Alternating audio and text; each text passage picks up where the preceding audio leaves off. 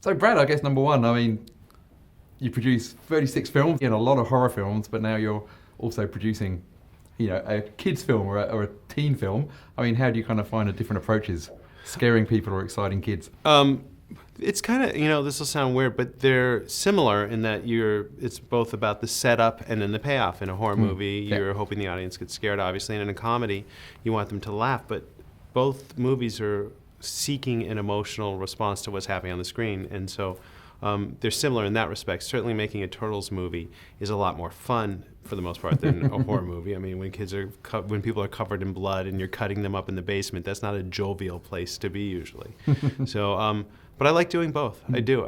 This is a big undertaking. This movie took a year and a half to make, and then we make something like The Purge in 35 days, and they both offer something creatively.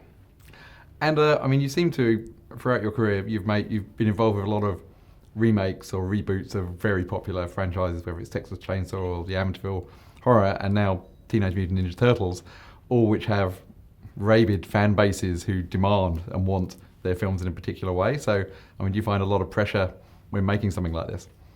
Keeping the fans happy. Listen, I think keeping the fans happy is a really hard thing to do, and I'm certainly very used to the vitriol that comes my way, and it does frequently, and with Twitter and Facebook, they have no problem finding me. Yeah. And the interesting thing is that if you really listen to the prevailing view as an aggregate, you can hear things that they want that are not so esoteric. Yeah. And those things we try and pay attention to. And those are things that we say, maybe we should try and think about putting this or that into the movie. I mean, there was a version of Out of the Shadows that Casey Jones wasn't in. One of the drafts didn't have him as a character in the movie. And, and fans said they really wanted to see Casey Jones. We really wanted Casey Jones in the movie. And we went back to the writers and said, let's figure this out. Let's get Casey in this movie. And admittedly, you have a lot of characters doing a lot of different things, and that's a complicated thing to balance, but we didn't want to sacrifice Casey Jones from the movie, and that's partly because the fans demanded it. I mean, were there a lot of things you learned from the first film that you've definitely altered and changed for the second? For sure. There were a lot of things.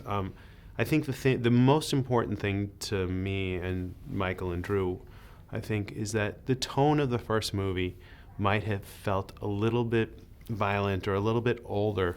And at the end of the day, we were very lucky because families were going to see the movie. And I think that that you have a responsibility to deliver to families. And that's something that we took very seriously. So in this film, the Foot Clan don't carry guns. They carry swords. And we don't have a ton of... If there's violence, it's very comic booky. And we just wanted to create a film where a whole family could go and have a good time. I mean, as well as... Stephen in there, you've got Tyler Perry, Laura Linney in there. I mean, you've got a great cast.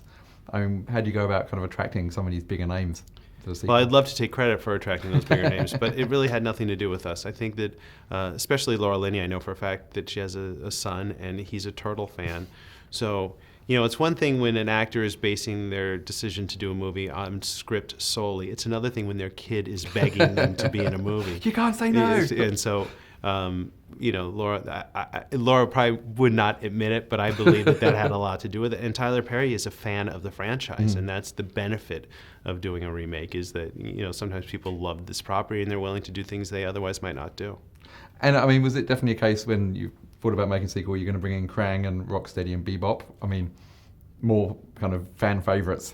Yes, Bebop and Rocksteady were actually going to be in the first film. We just couldn't figure out how to integrate them into the story, but we did create a previs of what they were going to look like, and so when we went about making this movie, we knew they were going to be a part of it. Krang was a different story. That was a much harder pursuit.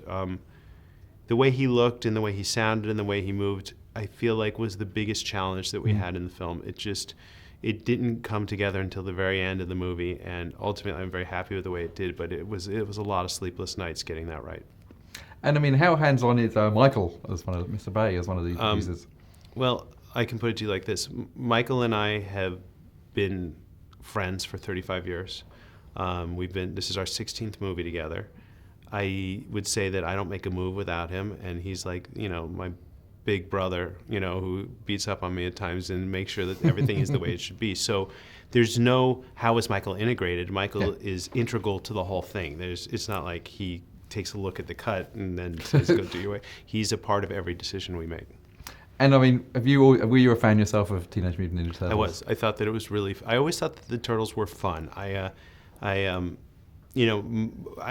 grew up around the time of the first Batman movies with Michael Keaton, and those movies always felt a little dark to me, and I always felt like the Turtles weren't dark, and they were fun-loving, and that's what kind of attracted me to them and this franchise. And did you have a favorite? Who did you want to be? Well, I think it's changed over the years. In this movie, I think that Donnie is pretty amazing, and his tech is really cool, and I like that heads-up display that he has. And in the first movie, I loved Mikey, and I'm sure going forward, it just depends on what happens. But it goes. Yeah, I go from turtle to turtle.